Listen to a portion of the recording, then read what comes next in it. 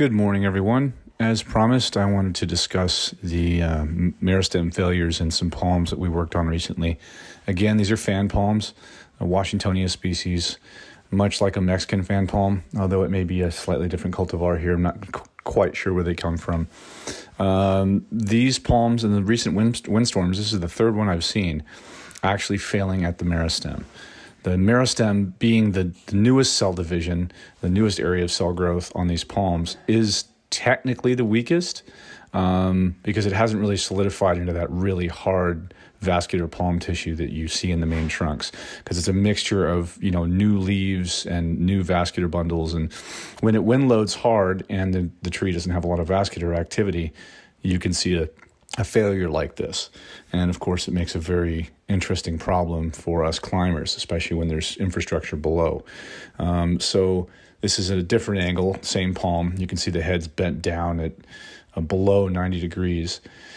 And so climbing up underneath it is tricky. The great thing is, of course, in this job, as you can see, there's a nice healthy palm next to it. So of course, what do? Climb shoot a line over the healthy palm, SRT up, set a gin point, float that line over, and then send a climber up the back side of the other palm and make certain that he ties off in a safe place, ties off the top of that head, and of course, cut it and swing it in. The trick with that back section, and this is what I wanted to take time to show you, especially with this image, there's not that much slough here, so you're not going to suffocate, but there's nothing to tie into above it. So you have to spike up that palm.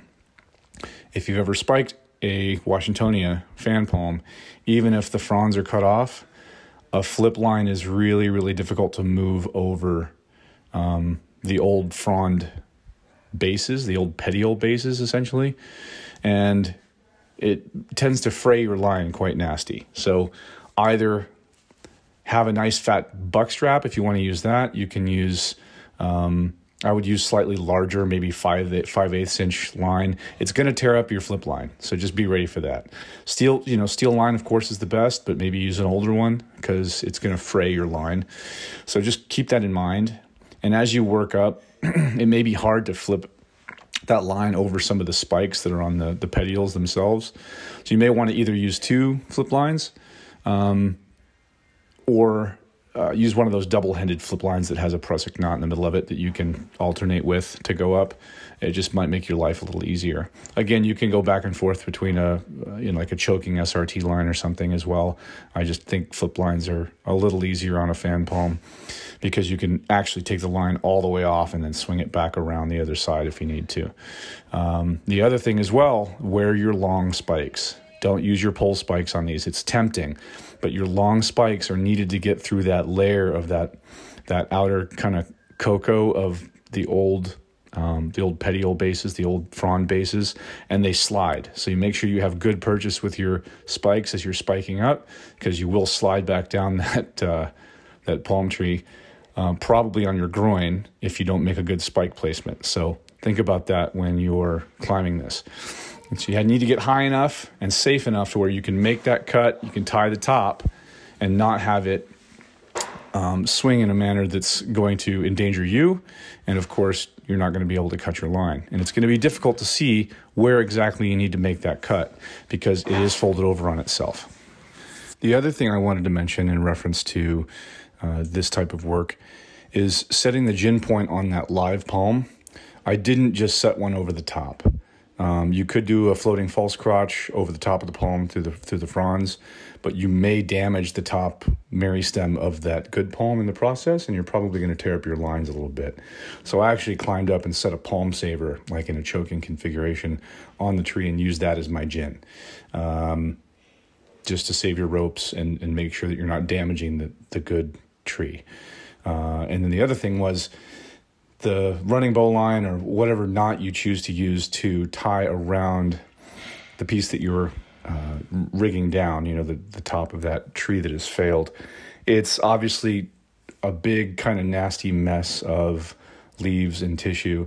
And if you've worked on palms before, or even if you haven't, you'll realize that that knot needs to be in a really good spot on the palm where it will slip off. And then, of course, the rigging is all for naught because the piece falls to the ground and crashes.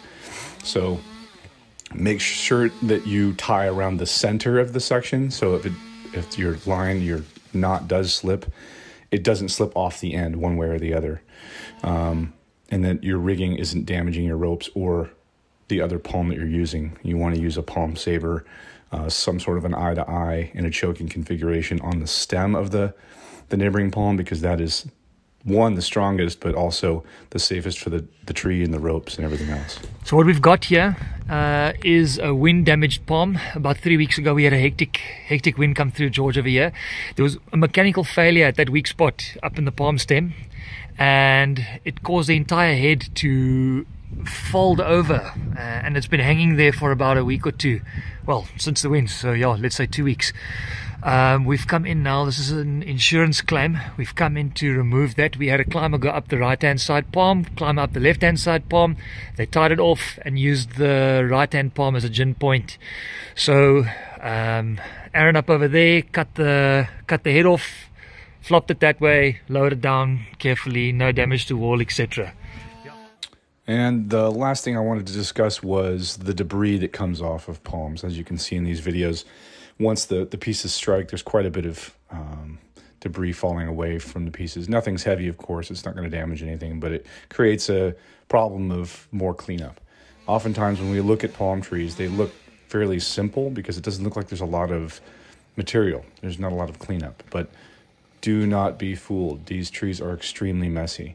Even if they're a relatively slick stem, they still create a lot of mess when you cut them up. And you can't chip the fronds. They will just get clogged in a chipper. So you are going to have to haul away and dump this material. So if you're planning on pricing these palms, price accordingly. If you haven't done one before, maybe price it a little bit higher than you think you should. You'll be closer to being at an accurate price as a result. So anyway, thanks for watching. Enjoy your day, everybody.